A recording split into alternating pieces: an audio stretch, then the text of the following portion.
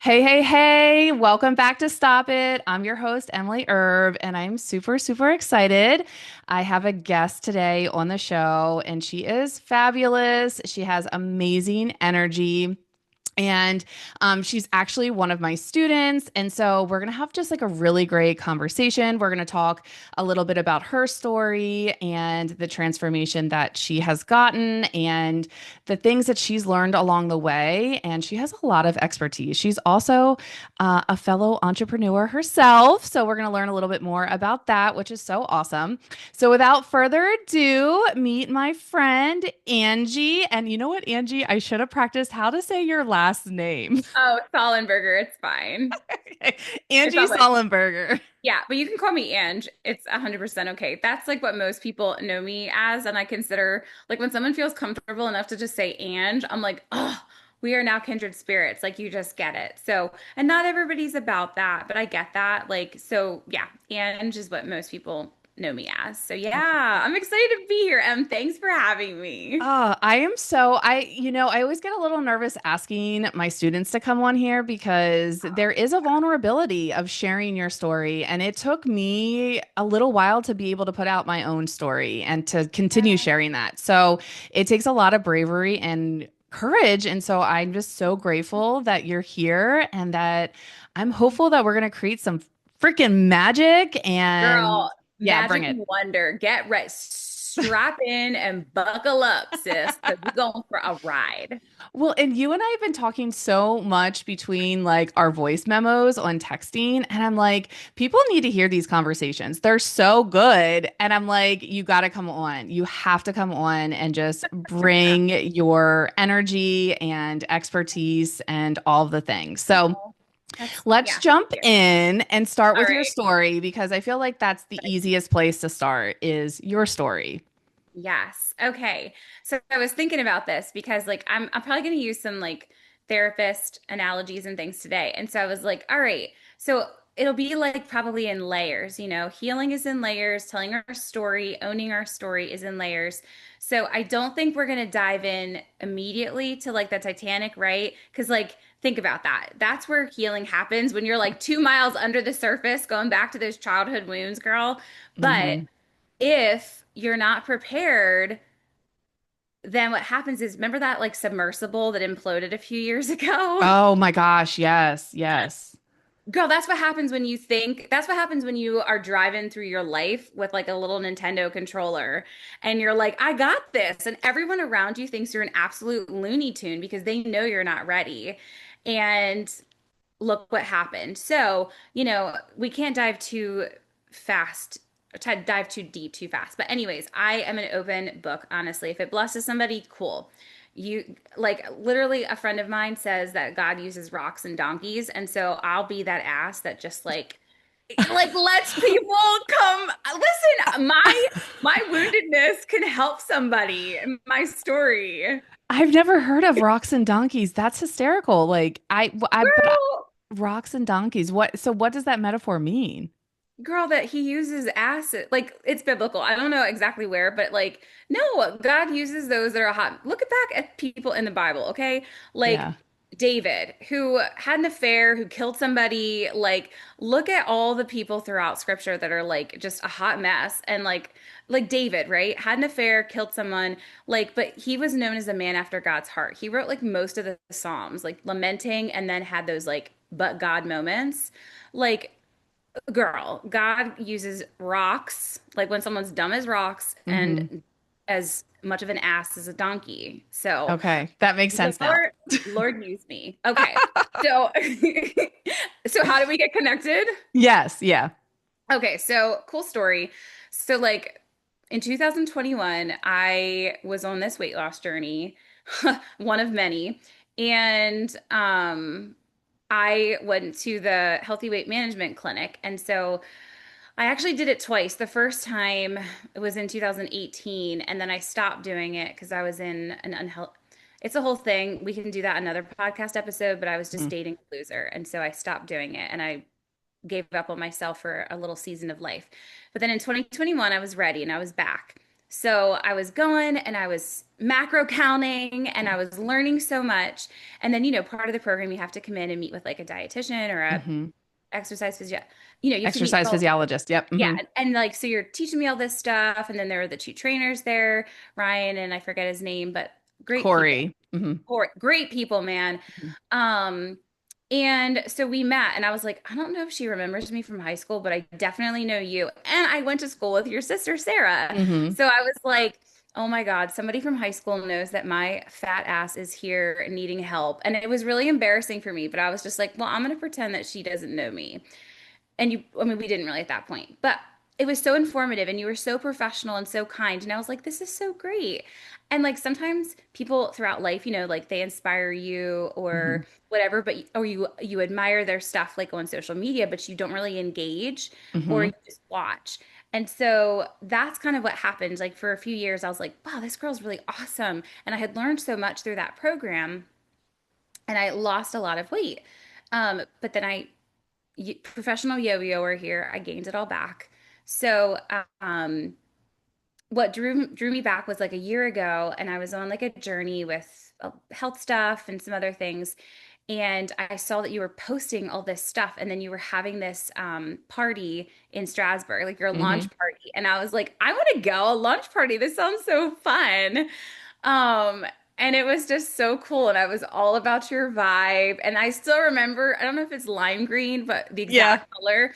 But like, girl, it was so hot. And I was like, look at you out here living your best life. I was like, I'm all about women supporting women and like empowering women. And it was M's empowerment coaching. I was like, Hmm. girl, yes.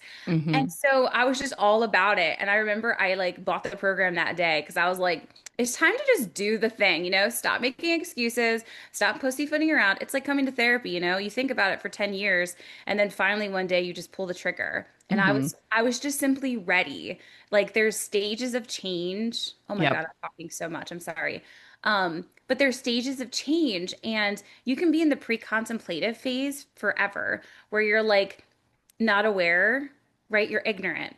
And so then you have this pre-contemplation phase where you're like, I mean, contemplative, and you're starting to think about it, and I should do this, I should do this. Hmm. People camp out there for years.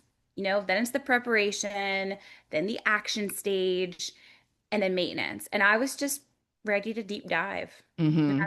that's what I did, Em. That's what I did. You did. You freaking, your energy was so good because I was shitting my pants just to let you know, like hosting that because I've never done anything Oh, like that before. And I'm really putting myself out there. That felt it's so so scary. vulnerable. Yeah, it really was. And so I did. I stepped into my power suit. I rocked. It was an H&M bright green suit.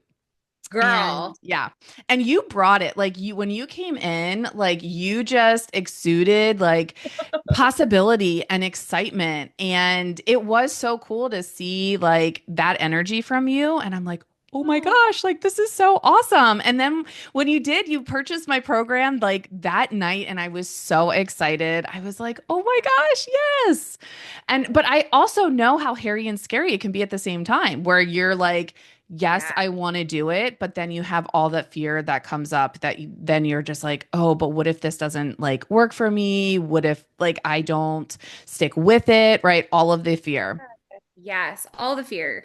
Right, which is so crazy because as a counselor, I've been a licensed counselor for 7 years. I've been a postmaster's therapist for 12. And like it's just crazy because I can cheer on people and I come with the pom-poms. I will Hmm. I will obnoxiously cheer for you.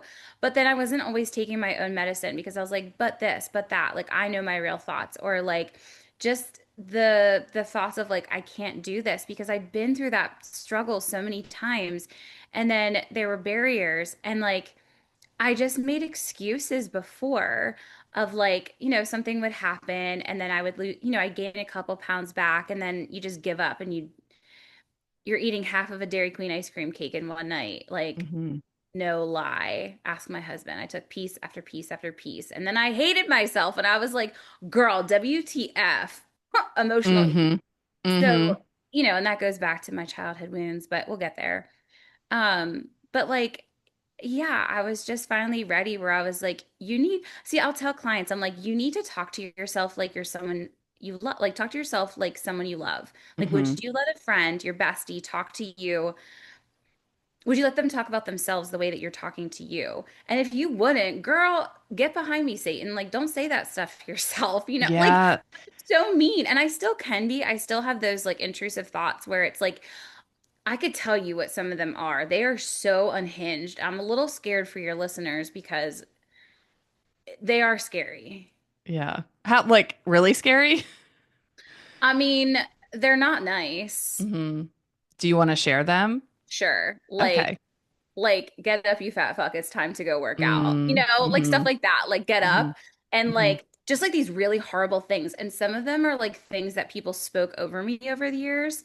And Mm, some of them are things that like, as a child, when things are spoken over you, you believe it because someone that cares about you or is supposed to care about you, right, can speak some nasty stuff over you and it just cripples you. And it like, then you believe it's true. And that hmm. just became a part of me. And I was like, well, I guess this is all I'm ever going to be.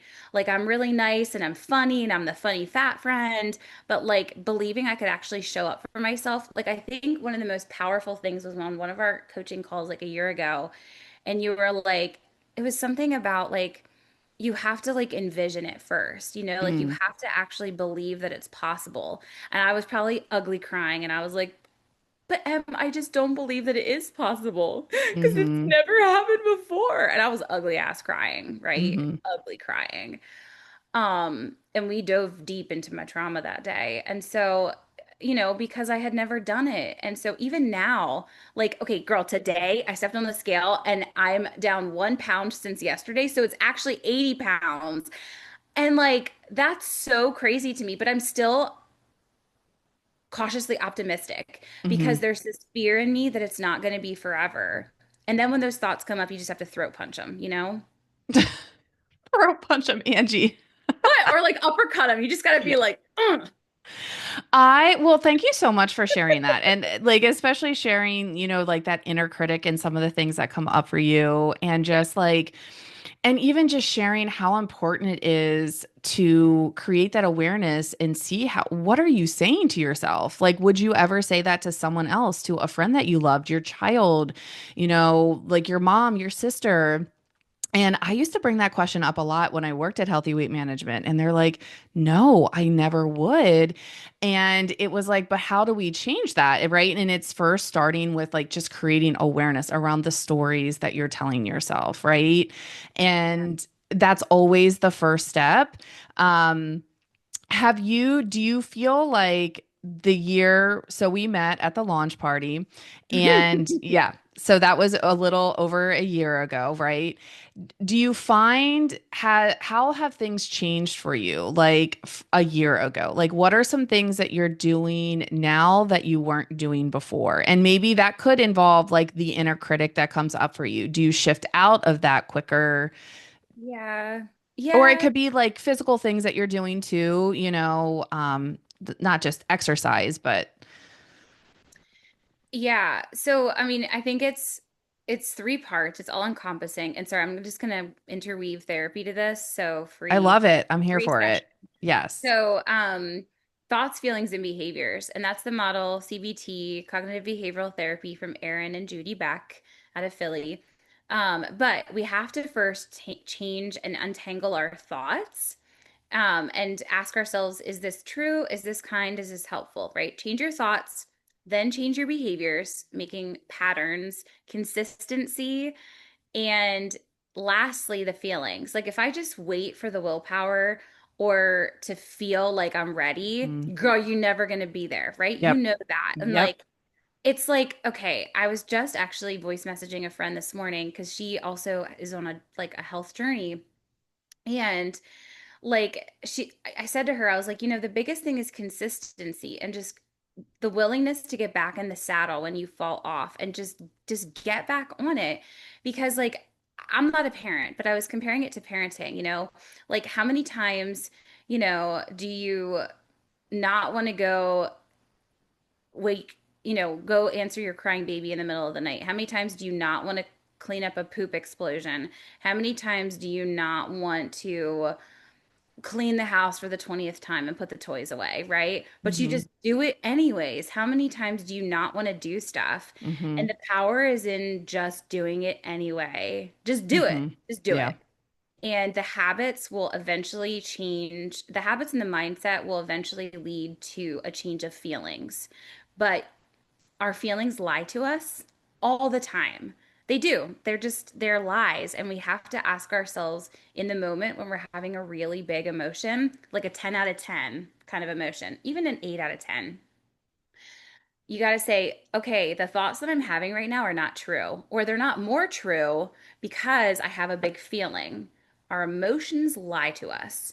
So, first calm down your nervous system, and then when your prefrontal cortex comes back online, Mm-hmm. like it's offline. When you come back to the here and now, then you can tackle those thoughts. But you can't do that until you're actually calm. Yes, that's a big part of it. And I think that's something that so many of us have never been taught. And especially when it comes to when we're working on our relationship with food, right? Like, how much does that make our decisions, right? And the reactions that we will get. Hmm. Yeah. No, the relationship with food, it's such a core piece. Like because there's like the core beliefs of like what I believe, about myself, which like we can come to, but then the relationship with food because like I grew up in a family system where food was involved in everything. Food was a celebration, right? We gathered around the table. We ate a lot of food. And like literally, I was always a chubby kid. I wasn't like someone who like had a baby or, had some health thing and then I got big. Like I've always been chubby. Ask anyone that knows me.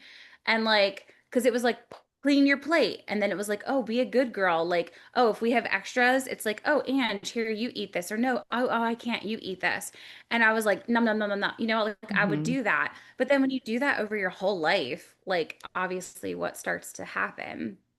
And so then also, like, food was a reward, like a little treat after school. Hmm. Like, Starbucks just opened when I turned 16 and got my license. So I would go after school after a stressful day, treat myself to a frickin' Frappuccino. Always whipped cream, yes. Like, it was always a treat. And, like, I remember conversations with my mom, and she would be like, do you want to be bad? Do you want to go to Rita's and get a hot fudge Hmm. sundae? Obviously. So Hmm. like, but it was always viewed as like, let's be bad, Yes, let's like you're go, doing have something wrong. yeah, like let's go have a treat. And so it was like, yeah, it just was like a whole thing. And so food was just always central to everything. Like there was so much food noise, and it was like deeply ingrained into who I was, because yeah, I still have those tendencies too. Like Hmm. my like inner fat girl comes out because I just like I will eat out of house and home. And if I have something unhealthy in my house, like I'll eat it till it's gone. So I Hmm. just can't have that stuff. And I've learned that. Like I can't have cake. I just can't have certain things in my house because I don't have the like I just don't. And I'm not gonna lie to myself and be like, oh, I'll just have one. Like I know myself. I'm working through the all or nothing Hmm. thinking. Yeah. So I just know myself. Hmm. How has like I'm curious because I relate actually to a good bit of what you're saying. I grew up in a household that food was a reward. Food was super celebrated. Like my dad would plan all of the like parties around like good chow. Like that's the word that he would use, chow. And even now to this day, like my sister's always like whenever we're planning anything, the first question is like, what's the food? Like what's What's on the and menu? like, yeah, what's on the menu? And I even will sometimes like based on what the food's gonna be, it's either a yes or a no for me for some things, like because I generally still really love food. And Mhm. but over the years, even though like I wasn't restrictive dieting as a teenager or a young child, I was getting these beliefs without even knowing it around like, oh, like food is a way to heighten your emotions and the way to celebrate, which is fine. Like I don't think that there's anything wrong with that, but then I would go to like extremes without even thinking about it because of just what how I was exposed to food. And like how you said, the treat. Like if Yeah. I remember when my boyfriend and I broke up in college and I was so sad and my dad brought me like got me my favorite ice cream. And I like didn't even and I honestly I was like the opposite Mhm. where I just refused to eat. So like either some people will Oh, buffer with food. I wish that was my life, Em. But I did it in other areas. So not when I was really sad and Yeah. crying, I didn't have an appetite, but I realized when I especially when I had my kids, I realized that I would buffer my treats when I was feeling stress and anxiety. When I wanted, so I still used it, but just in different ways. And I realized like that was something that I had to do like some inner work with. And I recognized that like a starting point for me was actually the tool of macro counting that I teach.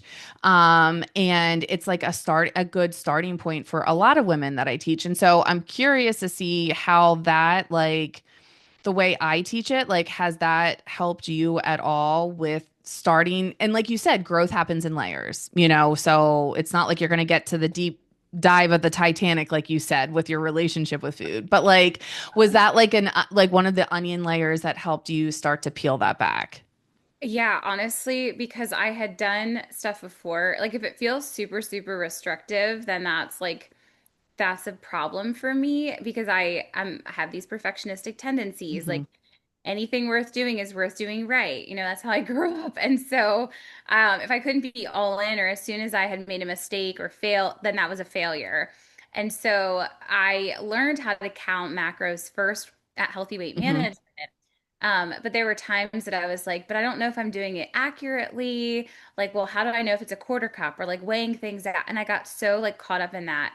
And there was like honestly so much freedom in your program because like it's like you honestly just said like just count the protein first, Mm. just like focus on one thing and getting that protein and stuff. And like that was really easy. But like just the tips of like how to be wise about what you're eating and what I mean is like, okay, like the multiply by 10 thing. Hmm. Because there's so much stuff out there now. It's like protein this, protein that, Mm. Hmm. And you're like, ooh, it has 10 grams of protein, but it's garbage because you have to turn it over and look at the macros. You have to look at the nutrition label and look at the serving size because that tripped me up for most of my life.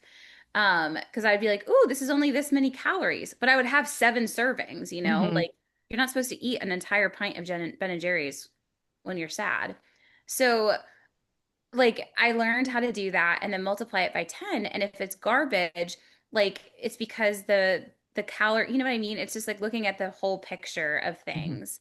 And there's a lot of stuff out there. It's like organic this, diet this, but you have to look at the ingredients. And so there were just like so many helpful or hints that like changed how I approach it and it like my mindset. So that Hmm. was really helpful of like just seeing that. And I think it was all of those things combined with my own work that I was doing and that I have done because this is not my first rodeo losing Hmm. weight. Hmm. I've It's done not for this. many women either. They've been around this block. Yeah. I know, like in Hmm. college, the first time I seriously like lost weight and like worked out, I lost like 40 pounds in one semester and I was so proud and it was awesome. Well, then I gained that back and each time I Hmm. would gain more. And then at 29, I was diagnosed with PCOS, which was like a death sentence, I thought at the time, you know, and like just different things. And as I got older, I would lose more weight and then I would gain more weight back until I reached my absolute top, which was the year I got married.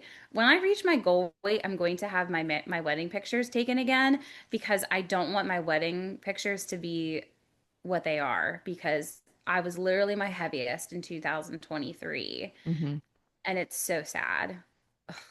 Hmm. But I'm not there now, Hmm. obviously. So, Hmm. um, yeah. Well, and remember you texted me the other day and you were saying how like you're so excited you lost 79 pounds, well now 80, and but you still had like a little bit of like I don't want to say disappointment, or be the word Oh, that you would girl. describe? Embarrassment because Mm, this led to that whole conversation. Yeah, because I was like, okay, what kind of person? See, this is where I'm a therapist, right? But I'm still in process, like we hmm all are, and hmm nobody arrives. And so don't ever go to a therapist who acts like they have their ish together because they don't. So, um, self-awareness is the first step, okay? So literally though, I was like, what kind of person has to lose 80 pounds though? Like I was so embarrassed because I was like, I wanted to like put the progress out there, and I'm also a words of affirmation girl. Like I wanted some validation, I just wanted people to like know and see what I've been up to and feel encouraged by that, obviously. hmm Um, but I then got into all those scary thoughts and I was like, don't post this. And then I'm like, and like I did post yesterday then. I was like, whatever, I'm just gonna pull the trigger. And I saw I'm that, by the way. That was girl, awesome. I'm Yeah. still obese on the BMI. And so I Well, was we don't like, go by BMI. We do not go by BMI. Anyone listening, do not go by BMI.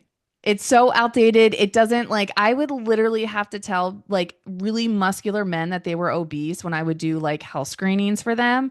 And I'm like, this is what it says, but I know you're not obese. So like, do not go by BMI.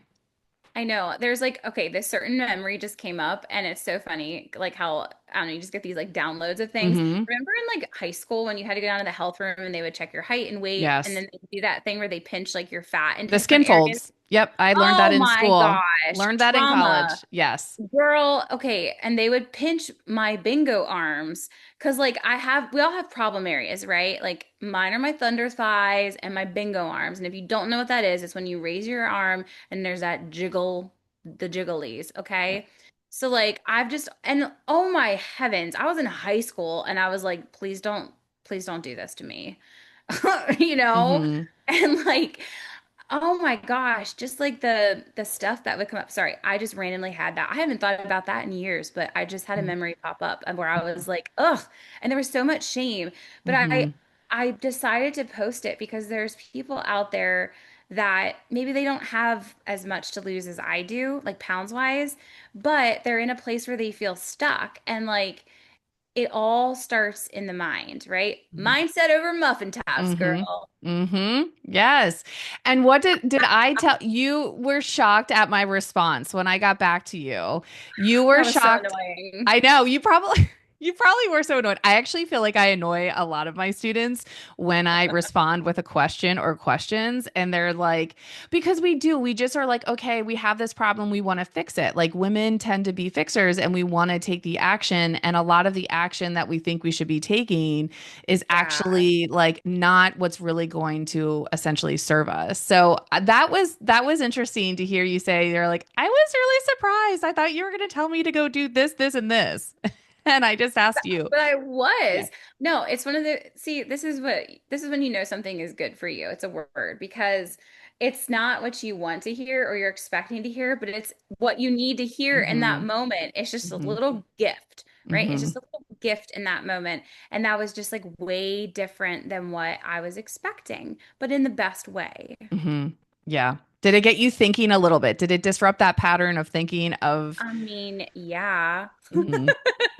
Yeah. Yeah. And that's the work like you and I both love to do. And like Yeah. we love to do that. And it is hard to be objective to yourself. And that's why you, even as a therapist and a coach, that you invest in mentorship too, just like I do. We all have those mental blocks. We all have those limiting beliefs that we have boxed ourselves in, beliefs that we've gotten from when we were kids and things that were told to us that we believed because they came from people that we loved and trusted and from our peer group, our teachers and our parents. And it's like, Oh we have my to get to a point where we have to I think a lot of it comes up as excuses. Limiting beliefs, if you're like, okay, do I have a limiting Oh belief? my Look God. at your excuses, look at all Yes. the areas you complain the most about, and Yes. that's where you're going to start to unravel them. And my friend called them, she's so great. She called excuses self-imposed roadblocks. They Isn't that so good? It is because we literally get in the way of ourselves. I'm just hmm like visualizing that. No, but hmm it's so true because like okay, here's one layer of like my story and healing. when you said about the names spoken over us, and like that's, or just what we hear. Like, I don't subscribe to the like, there's just a big thing in culture right now where it's all about like who's the most victimized or who's the biggest Mhm. victim. And like I don't want to just sit in that negativity, but like I mean I had some terrible things happen when I was a kid. And so like some of them surround a relation. It's a non. Oh, hi Oliver. Oh, It's a there's your kitty. non-existent Mm. relationship in my life now, but it was very impactful for a long time, and it's been a layer by layer healing journey. But I was picked on in the 90s, and 2000s when I grew up. Like it was skinny culture, like America's Next Top Model, like we talked Yes. about. But like I remember being on the bus and like literally I'll spare you who because it's a small town, seven degrees of separation around here. But like girls tried to pop me with pens because they were Mm. like I'm so inflated, right? Like so full of fat. And they literally I came home from school one day and I had like pen marks on me because kids tried to pop me. And I was like scarred by that, you know? And then Yeah. I had a brother who spoke things into me Mhm. um about my weight and would like I just internalized that I am nothing. I could be a great student, I could be a great musician, I could be a great daughter, a great friend, but I'm nothing because I'm fat. Mm. And that's just the truth. That's my story. Like when you grow up and it's I posted this yesterday. Like it's big, like it's Biggie Smalls, right? It's Mhm. Christopher Wallace era of the 90s and he's a big dude. And I remember my brother would go down the stairs of our house and he would just like look at me sometimes and be like, "Biggie," or like and he would Mhm. start singing like from Hypnotize like Yeah, Biggie, I know. Yep. Biggie, Hmm. and like or he would call me like Biggie, Biggs, whatever, and like just other awful names and like any opportunity he had to remind me that I was chubby or fat, he took. Hmm. And it just cut me apart to my core because I was a thriving kid, really loud, but like all the things. But on the inside, I literally was like, you are nothing. You are nothing. And it was like just over the years, what's like just it became like more and more of my identity and a place Mm. that I lived out of because I didn't have someone that was checking my thoughts then. Like my mom tried to help me, when I was a teen. We went to Curves. We went to Curves and Mhm. worked out, and I was like being healthy, like for prom and stuff like that. And I wanted to like look good. And it's so funny because like I look back now and what I thought was like fat then, so Mhm. funny. I also had friends. My best friend in high school was a size 00, which I didn't even know existed. And like here I was, the like funny fat friend. And that was just like my identity, I was like, we're on two opposite ends of the spectrum. We're Mhm. shopping in two different places at the store. Some stores actually back then didn't even always have my size. So I had to go to like Fashion Bug and stuff like Hey, that. I went to Fashion Bug. I loved In Willow Fashion Bug. Street, in I Willow did. Street, Yes, at Kendrick Square. girl. I I was loved shopping in Fashion the Bug. I was shopping in the Missy section. I've always been a very professional dresser. I got made fun of in college because I would show up to my 8 a.m.s, not like a schlub like everybody else in like sweatpants. I wanted to be that person, but I always, as a big girl, had to look polished because Mhm. people are not nice to fat girls. They're just not.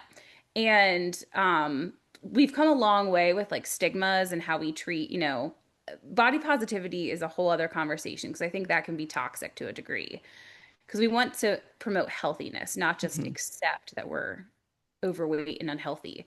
Well, Um, and weight and your health are not the same thing, which so many people, that yes, is true. yes. There is some overlap, but there you could be super, super healthy and have extra weight, and you could be healthier than someone who is at like a, I guess, a weight that fits their body better, and they could be very unhealthy. So there's not always that simple line there. But Yeah. do you feel like, so I just like I wrote a couple things down there because I think something like one, I want to know like how has your relationship with yourself improved with like the stories that you're telling yourself with? Yeah. And like also we've had this conversation a little bit because I you're not alone in this. And so many women think that they are. Mhm. And I have, even though I was on kind of the opposite side of you, I at one point I was a 00. And I know it did exist and I get that. And then my body changed and that was really hard for me because I was, I guess, the opposite. I still was tying my self-worth to things. My self-worth was around my body and what I look like because Yes. I would always get talked about my body. And then when Mhm. my body changed and it wasn't what it used to be, I didn't feel enough. Like I felt like my body Yes. wasn't enough. And I was so used to seeking external validation from others to tell me that my body was good enough, that I look good enough. And so, yeah, it's like you could look at women that you're like, I would die to have their body, but at the same time, you have no idea what's going inside of their heads because I was So true. so Yeah. insecure in high school. Like I never Weren't we felt like, all, girl, yes, who we were all playing so many head games. Like, roles and different identities and who did we need to be girl. to fit in and like Yeah. it's crazy because like we no one escaped this like no woman escaped the beliefs that were put on us Yeah. about our bodies and No. you know we some like you got it from your home but then you also got it from your social peers. I got it from my social peers too. We got it from things that we watched and it's like I think that I know my goal in life is to get women to a place that they feel good enough, that their bodies feel good, even while they still have more goals that they want to reach, right? It's like Oh my gosh. finding that Yes. peace and Yes. that acceptance and like knowing that you're worthy now, you always have been and you always will be. And you can still want more for yourself. Like, there's nothing Mhm. vain about that. Cause I do think that some women also struggle with that. Like, Yes. like, and I even have too. I'm like, well, I still, like, I definitely feel better than I did like a couple years ago. But like, I also still want a little bit more. And that's okay too. Like, women can want what they want and they never have to justify it. So, kind of went off a little tangent there a little bit. But, I Girl, think it's it's all just good. important. Like, I think it's so important to share our stories so women know that they're not alone in it, that like they're not crazy for having maybe if they're like having this inner critic that's really like not nice to them. Like, I used to call myself Yes. things all the time. I would just, Mm. say really horrible things to myself. I used to believe that I wasn't a nice person. Like, I always felt like my friends were so much nicer than me. I used to think my husband was nicer than me. And I used to like think that I really wasn't like a great mom because I wasn't doing the things like sending my kids with gift bags or I wasn't doing like these cookie cutter like birthday parties or taking these pictures that are like picture perfect. Like there was a lot of things that I was saying to myself that wasn't very nice. Oh my God. And I Yes. realized that your growth, like you said, happens in layers and you pull them back. You start to peel them back. And Yeah. it's so uncomfortable and hard, but each time you're growing, you're learning more about yourself and you're starting to step further into your power, right? And Yes. Girl. yes. Yes. So, and I I know I did ask you a question. Oh no, no, you're good. Okay. So I'm just yeah, going over my notes. So I wrote down a few things. But no, my bestie was a 00 and we would go shopping and stuff and I thought she was the most beautiful person ever because not just because she was like not because she was a 00, but her personality and her love for life and just like all the things. But I remember when I was at her wedding and she cried to me because she was like, Angie, I remember when I didn't fit into like double Z. Like she remembers the day that she crossed that threshold from Mhm, 2 digits to 3 digits in weight. Like when she crossed 100 pounds. mhm. And in my head, I was like, you are so annoying right now. But Mhm. I did not, I mean, I didn't say that. I hope I didn't like show it in my face.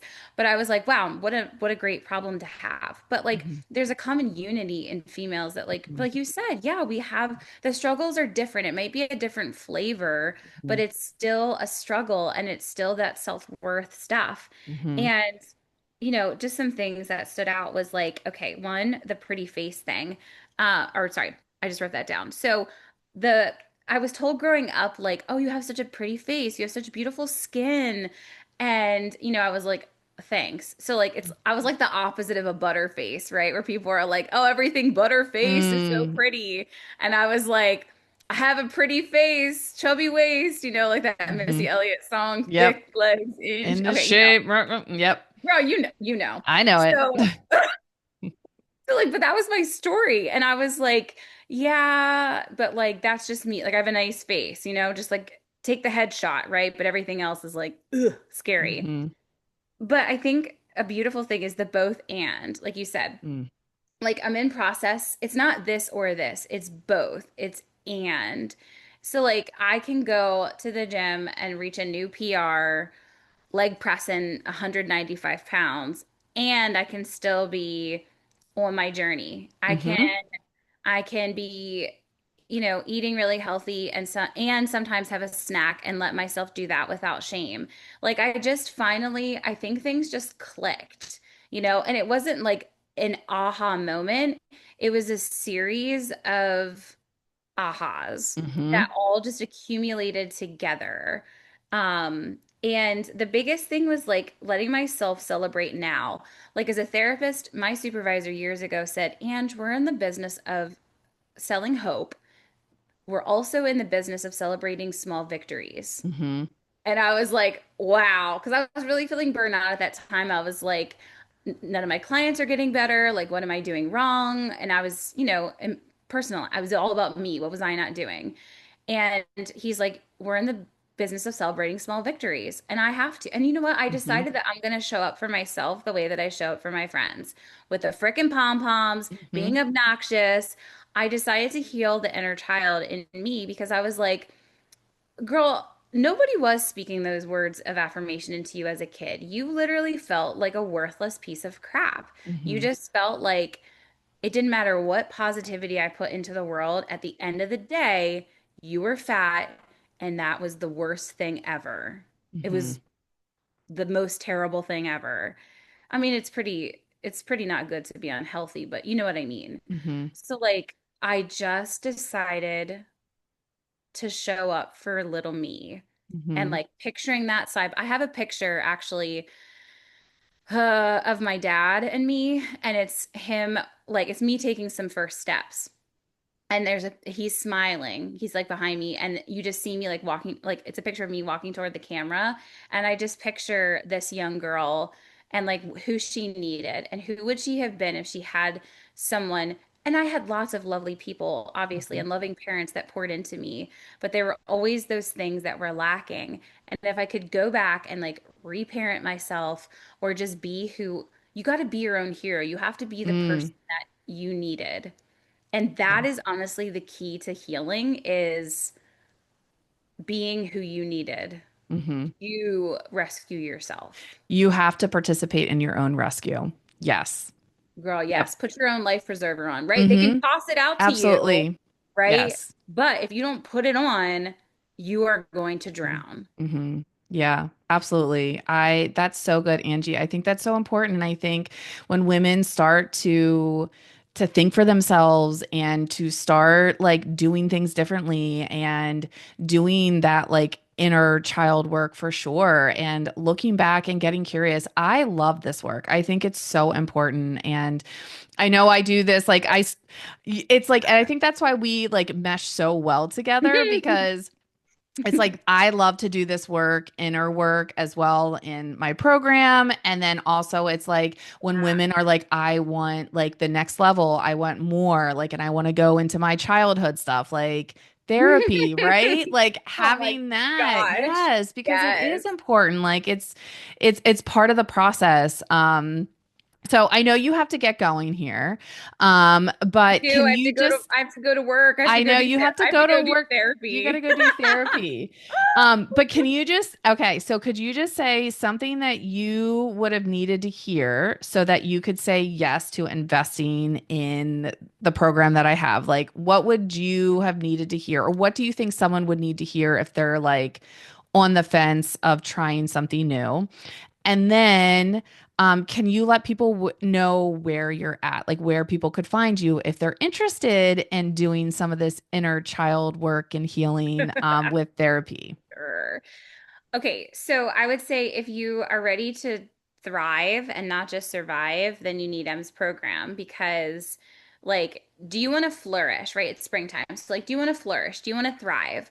Or do you want to just survive? Like, are you tired of just feeling like I'm just getting by? I made it through another day. Or do you want to truly like thrive and step into your calling? Because, like, thriving means to grow and develop vigorously with energy, enthusiastically, rapidly, and to flourish and shine, right? My business, Thrive and Mm-hmm. Shine. So, shining is a source of light, a quality of brightness produced when light is reflected on something. It's radiant, to illuminate, to shimmer, and to sparkle. And so, yeah, that it's just stepping into who you could be. Because, like, I've always, if people are like, well, what do you really want to do? I want to help people discover, like, who are they created to be by, these are my personal beliefs, that, like, by the God of the universe, who wants a personal and intimate relationship with each of us. But if we could, be emotionally, physically, healthy, like, so that we could live our best lives. Like the purpose is that we are become our best selves so that we play our individual role in advancing God's Mm. kingdom. And the mission is to equip people with the skills to renew their mind and live in a healthy community so that they can confidently walk out their purpose on purpose. Mm. Like that's my goal. And I am now not just showing up for my clients and speaking life into them. I'm drinking the Kool-Aid that I'm selling, you know? Mm, mm-hmm. Yeah, yeah, you are, girl. You're stepping into your power. I love that. Yeah. So like our growth should be bold and it should be energized and it should be full of purpose. So like Mhm. those are the big things. It's like it should be full of purpose. And so um okay, my website's not even live yet, but it's going to be thriveandshine.today. It's not live yet, but you can reach out to me on Insta, on Facebook. You could text me. I can give you all that information. I'll put But the links in the show notes. yeah, yeah. So I'm like, I mean, in a funny way, mindset over muffin tops is like I have a whole program, but I'm just trying to think of the name, or maybe something that's a bit more professional. So maybe you should cast your vote. But like, and people might be like, wow, why should I come to an obese therapist to talk about health and my fitness journey? But it's about your mindset Mm-hmm. and getting Mm-hmm. your mind right. So take it or leave it. I get it. But like, if you struggle with perfectionism, not feeling good enough, childhood stuff that keeps coming up, especially if you're a parent and you see yourself and your child, um we can go there, and it's a Let me process. just tell you, Angie gave me some of the best freaking advice for my child. And I like literally saved her audio recording. And then, well, I saved Oh it first. And then no. afterwards, I was like, oh shit, I should ask permission to Oh, like I don't share care. this. I only shared it with Big Kev at first. And then once you gave me the green light, I was like, Oh, because I needed my husband to hear it as well. So he's on the okay, same okay. page. Yes.